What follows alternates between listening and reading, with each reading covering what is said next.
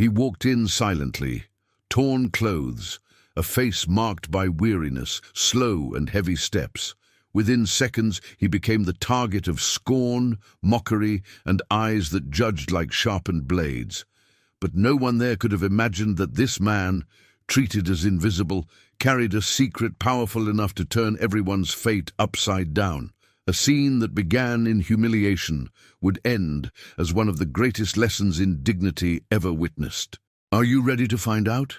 The glass doors opened with a faint creak, and the chatter of the restaurant fell silent for a brief moment. A man walked in slowly, dressed in torn clothes covered in dust. His disheveled hair betrayed nights spent in the open, and his weary eyes carried a silence more unsettling than words. Some laughed under their breath, others looked away as if afraid to confront the discomfort of poverty. The waiter hesitated to approach, while a group of young people whispered loudly enough to make their disdain clear. That place, so accustomed to luxury, was unprepared to welcome someone who seemed to have walked straight out of the streets. Yet the man remained unmoved. He walked steadily to an empty table in the corner and sat down with the calm of someone who carried a secret. No one knew it yet, but that simple gesture, choosing to sit where he was not wanted, would mark the beginning of a turning point, powerful enough to set every conscience in the room aflame. The waiter, embarrassed, approached with a forced smile that barely concealed his disgust. "Sir, perhaps this place is not suitable for you," he murmured, trying to sound polite, while the stares of the guests multiplied like invisible knives. An elegant couple burst into laughter, as if the scene before them were nothing more than entertainment. The man in rags gave no reply. He simply lifted his calm gaze, looking at the waiter as though he saw beyond the surface. That silence unsettled more than any words could have, for it stripped the sarcasm bare and revealed the cruelty hidden within the laughter. His lack of reaction became a mirror in which each person glimpsed their own judgment. Soon came the first jeers. "Maybe he's here for the kitchen scraps," shouted a young man. Another added mockingly, "Or perhaps he wants to wash dishes in exchange for a meal." The laughter rippled through the hall, mingling with the clinking of silverware. Yet the man did not bend. He remained there, unmoved, like a rock standing firm in the midst of a storm. While the laughter still echoed, the man remained seated, his hands resting quietly on the empty table. His eyes wandered across the hall, meeting each face with a calmness that seemed impossible for someone under such scorn. There was no anger in his expression, only a silent firmness that unsettled everyone. Some began to shift uncomfortably in their seats, disturbed by that gaze that seemed to pierce through the masks of elegance. An older woman, seated near the window, lowered her eyes, as if caught in an invisible sin. In that moment, it was as though the unknown beggar was more judge than defendant. The waiter tried once more to drive him out, but faltered under the man's serene stare. It was a silence that roared, an emptiness that laid bare the pride and arrogance filling the room. No one realized yet, but that discomfort was only the prelude to a revelation powerful enough to turn everything upside down. Just as the air seemed overcome by unease, one of the managers hurried into the dining hall. He carried a leather briefcase and wore on his face the anxious expression of someone who could not afford a single mistake. The moment his eyes fell upon the man seated in the corner, the color drained from his cheeks, replaced by a mixture of shock and respect. The manager rushed to the table, bowing slightly as if greeting an old acquaintance. "Forgive us, sir. We did not recognize you at once," he said in a low, almost trembling voice. Whispers spread like wildfire throughout the restaurant. That single word, "sir," rang out like a shard of glass, shattering the mask of contempt everyone had been hiding behind. The once arrogant guests exchanged uneasy glances. Who was this man that he deserved such reverence? The silence, once hollow, now grew heavy, thick with anticipation.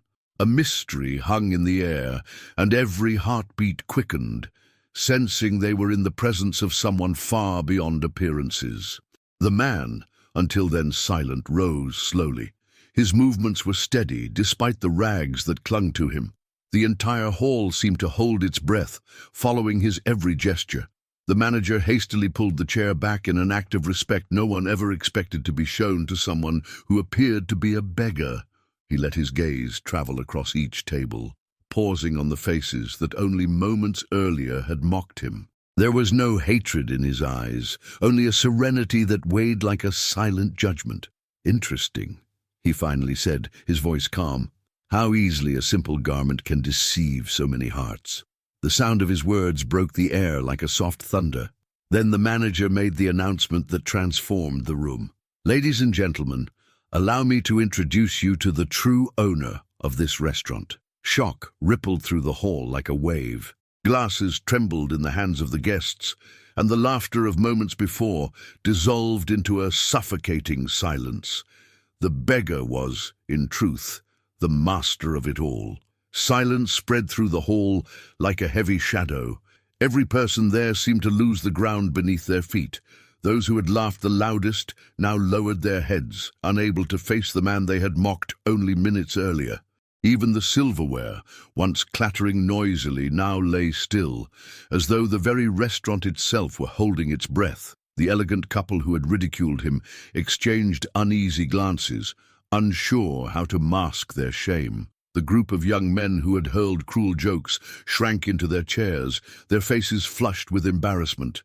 Even the waiter who had tried to drive him away now stood with eyes brimming, feeling small in the presence of that man's silent greatness.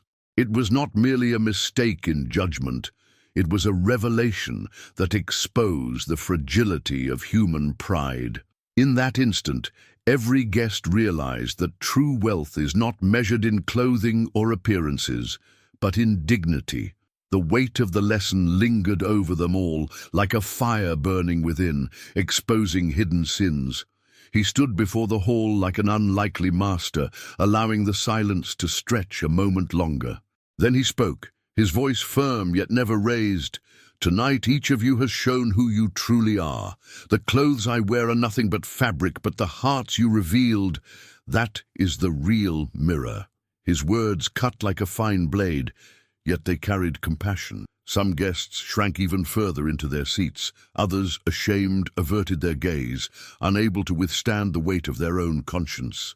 Yet the owner did not condemn them with shouts, but with a serene truth that weighed more heavily than any verdict. "You judged by appearance. You laughed at someone you did not know, and in that judgment, you revealed yourselves." A reverent silence filled the restaurant. The lesson was not only in his revelation as the proprietor, but in the courage to show that dignity does not depend on titles or fortune. In that moment, every soul understood they had been given a rare gift, a chance to look within and to change before it was too late. After his words, the owner walked to the center of the hall and lifted his hand slightly. The manager, uncertain, waited for instructions. Then in a calm voice he declared, "Tonight no one will pay the bill. The true price has already been taken, the weight of your hasty judgment." Shock rippled instantly, but there was no more laughter, only tearful eyes and heavy hearts. Some guests, ashamed, tried to approach to offer apologies, but he simply gestured with quiet grace. "You owe me no explanations. What matters is what you will do after this moment. If you have learned, then this silence will not have been in vain." Each word seemed like an invitation to transformation, a call to live differently from that night on. The man then left through the same door by which he had entered, still clothed in rags, yet leaving behind an atmosphere that could never be undone. The restaurant, once filled with vanity, now felt like a temple of reflection, and everyone understood they had witnessed something rare, not merely a lesson, but a miracle of silence, one that revealed who we truly are. That night, a man in rags showed an entire hall that true wealth is not carried in the pocket, but in the heart. And perhaps this story has something to say to you as well. How many times have we judged someone without knowing their pain? How many times have we been blind to the miracle hidden within the simplest of appearances?